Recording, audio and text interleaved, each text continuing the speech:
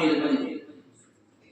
معزز حاضرین، سامعین محترم، میں نے خطبے میں سننا کے بعد آپ حضرات کے سامنے سورہ کہف کی چند آیتیں اور جناب محمد رسول اللہ صلی اللہ علیہ وسلم کی ایک حدیث پڑھی.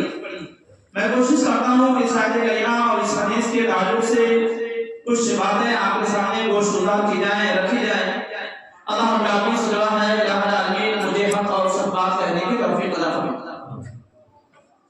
سامنے محترم، گزشتہ جمعہ کو میں نے آپ حضرات کے سامنے قیامت کی بڑی نشانی دجال کے تعلق سے بہت ہی تفصیل کے ساتھ بہت ساری باتیں آپ کے سامنے رکھی تھی، جبکہ اس کے علاوہ بھی قیامت کی بہت ساری نشانیاں ہیں. اگر ایک نشانی کو بیان کرنے کے بعد باقی دوسری نشانیوں کو نہ بیان کیا جائے، نہ رکھا جائے، تو شاید یہ بات ادھوری رہے گی. اس لیے میں مناسب سمجھتا ہوں کہ قیامت کی جو دوسری بڑی نشانیاں ہیں اس کو بھی آپ کے سامنے رکھا جائے، تاکہ بات بالکل واضح ہو جائے کہ قیامت کی بڑی بڑی نشانیاں کون سی ہیں. ابھی حدیث حضرت حذیفہ بن اسید رضی اللہ عنہ سے نبی کہتے ہیں کہ ہم لوگ آپس میں بیٹھ کر کے گفتگو کر رہے تھے، بات چیت کر رہے تھے کہ اس درمیان اللہ کے نبی صلی اللہ علیہ وسلم ہمارے پاس آئے اور آپ ہم سے کہنے لگے کہ تم لوگ کیا بات کر رہے ہو.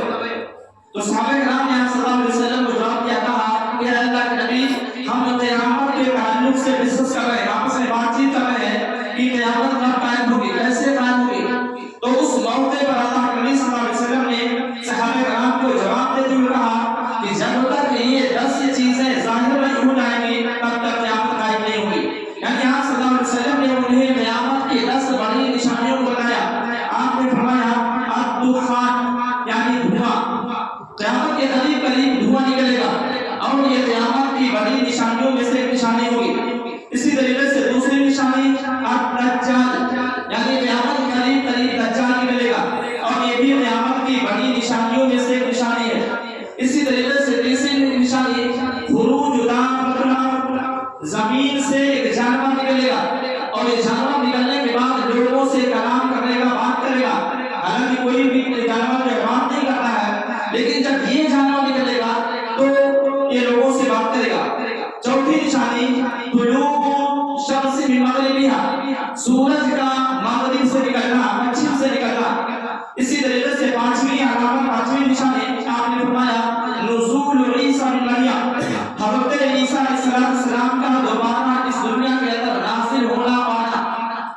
چھٹی نشانی کو بیان کرتے ہوئے فرمایا خروج یاجوج و ماجوج یعنی یاجوج اور ماجوج کا خروج ہونا، اس کا نکلنا. یہ قیامت کی بڑی نشانی میں سے بڑی نشانی ہے. پھر آپ نے فرمایا ثلاثۃ خسوف یعنی 3 جگہ زمین کو دھسا دیا جائے گا. اس میں سے ایک جگہ جزیرے عرب یعنی عرب کے اندر کہیں ایک جگہ جو ہے زمین کو دھسایا جائے گا. دوسرا مغرب کے اندر ایک زمین کو دھسایا جائے گا.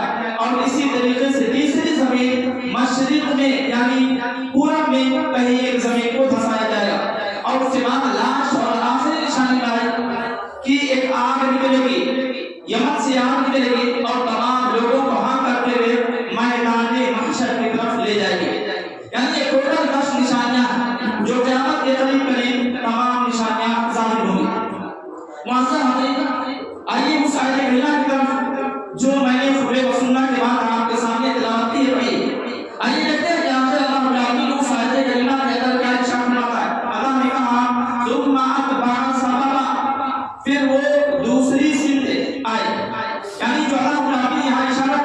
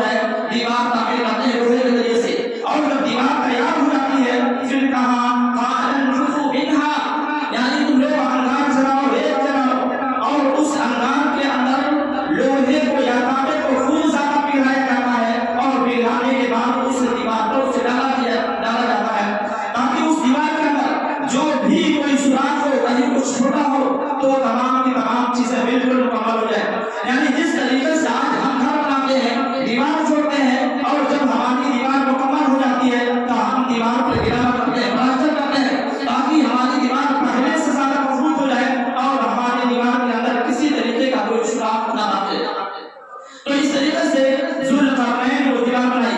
پھر اللہ رب العالمین نے فرمایا فَمَسْطَعُوا أَن يَظْهَرُوهُ وَمَا اسْتَطَاعُوا لَهُ نَقْبًا، تاکہ وہ دیوار خوب زیادہ مضبوط ہو جائے اور وہ لوگ اس دیوار کے اندر نقب نہ لگا سکے، سوراخ نہ کر سکے.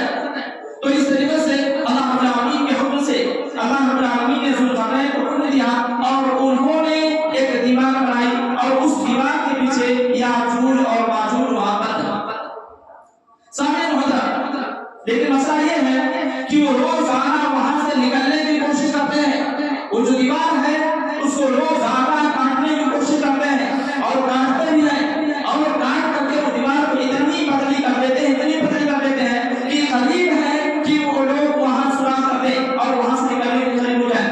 لیکن ہوتا یہ ہے کہ وہ روزانہ اس دیوار کو کاٹتے ہیں اور کاٹتے کاٹتے شام ہو جاتی ہے، وہ لوگ تھک ہار جاتے ہیں اور ان کا جو مالک ہوتا ہے ان سے کہتا ہے چلو اب کل کاٹیں گے. یہ لوگ شام کو چلے جاتے ہیں.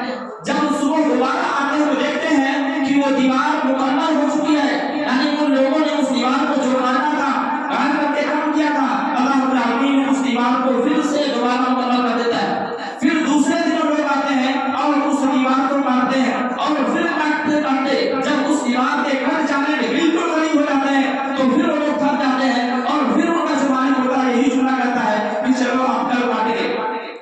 یعنی اس طریقے سے وہ لوگ قیامت کی صبح پر روزانہ اس دیوار کو کاٹیں گے اور روزانہ اللہ رب العالمین اس دیوار کو مکمل کرتا رہے گا. یعنی روزانہ وہ کہیں گے ہم آئیں گے کل کاٹیں گے کل کاٹیں گے اور روزانہ آئیں گے کاٹیں گے، روزانہ وہ لوگ کاٹتے رہیں گے اور اللہ رب العالمین اس دیوار کو اسی طریقے سے مکمل کرتا رہے گا. جب اللہ رب العالمین وہاں سے ان لوگوں کو نکالنا چاہے گا تب وہ لوگ اس دیوار کو کاٹیں گے اور جب شام ہوگی واپس آئیں گے تو ان کا جو مالک ہوگا وہ کہے گا کہ انشاءاللہ ہم لوگ کل آئیں گے کل کاٹیں گے.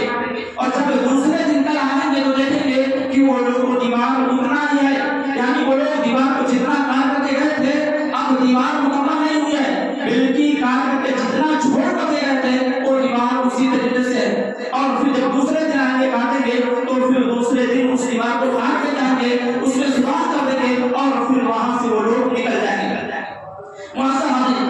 تو اس حدیث کے ذریعے سے بات معلوم یہ ہوئی کہ وہ لوگ جب تک اللہ رب العالمین وہاں ان کو قائم رکھنا چاہے گا تب تک وہ لوگ وہاں قائم رکھیں گے اور تب تک وہ روزانہ اس دیوار کو کاٹتے رہیں گے اور ان کی زبان سے انشاءاللہ نہیں نکلے گا. اور جب جس دن ان کی زبان سے انشاءاللہ نکل جائے گا تو اگلی صبح اس دیوار کو کاٹ کر کے وہ لوگ وہاں سے نکل جائیں گے. یعنی عرض کرنے کا بتانے کا مقصد یہ ہے کہ ان کی زبان سے انشاءاللہ اسی وقت نکلے گا جب قیامت قریب ہو جائے گی اور جب اللہ رب العالمین ان کو وہاں سے نکالنا چاہے گا. یہاں سے جملہ یہ چیز معلوم ہے، مسئلہ معلوم ہوا کہ جب بھی ہمیں کوئی کام کرنا ہے تو ہم اپنے کام کے کرنے سے پہلے جب ہم اس کو ارادہ کریں تو اس سے پہلے انشاءاللہ بولے